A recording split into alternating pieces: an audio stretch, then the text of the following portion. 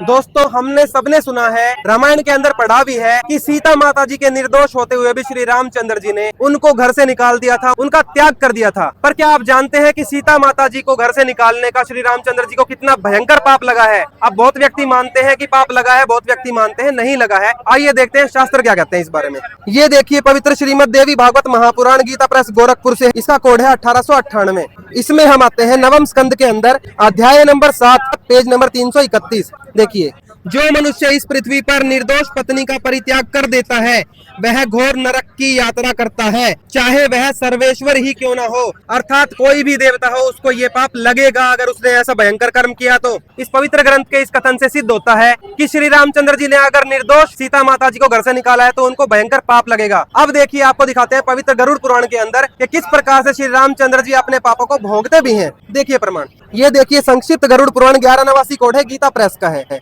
इसमें आ जाइए आप, आचार कांड के अंदर नीति सार में पेज नंबर 203। प्राणी ने पूर्व जन्म में जैसा कर्म किया है उसको इस जन्म में वैसा ही प्राप्त होता है। इस संसार में कर्म ही प्रधान है। सुंदर नक्षत्र था, ग्रहों का योग था, स्वयं वशिष्ठ मुनि के द्वारा निर्धारित लग्न में विवाह संस्कार कराए जाने पर भी जानकी सीता को पूर्व जन्म के संचित कर्म के अनुसार दुख भोगना पड़ा। मतलब सीता माता जी को भी अपने कर्मों का ही दुख मिला था। विशाल जंघाओं वाले श्री राम, शब्द की गति से चलने वाले श्री लक्ष्मण तथा सघन केश वाली शुभ लक्षणा श्री सीता जी, ये भी तीनों जब अपने कर्म के अनुसार दुख के भाजन हो गए, अर्थात पिछले जन्मों के कर्मों के फल भोग रहे थे, पाप भोग रहे थे, दुख के भाजन हो गए, तो सामान्य जन के विषय में कुछ कहना ही व्यर्थ है। तो दोस्तों ये देखिए हमने पवित्र सदग्रंथों में प्रमाण। तो दोस्तों आपको स्पष्ट बताना चाहेंगे कि ये देवता जो विष्णु जी हैं, ये भी अपने पाप कर्म भोगते हैं, चाहे श्री रामचंद्र जी के रूप में आए, चाहे कृष्ण जी के रूप में आए। दूसरी तरफ अगर आप आदि राम परमपिता परमेश्वर को जानना चाहते हैं, जो कर्मों के अधीन नहीं है, जो कर्मों से ऊपर है, जिनके अधीन कर्म होते हैं, तो उस पूर्ण परमात्मा की जानकारी के लिए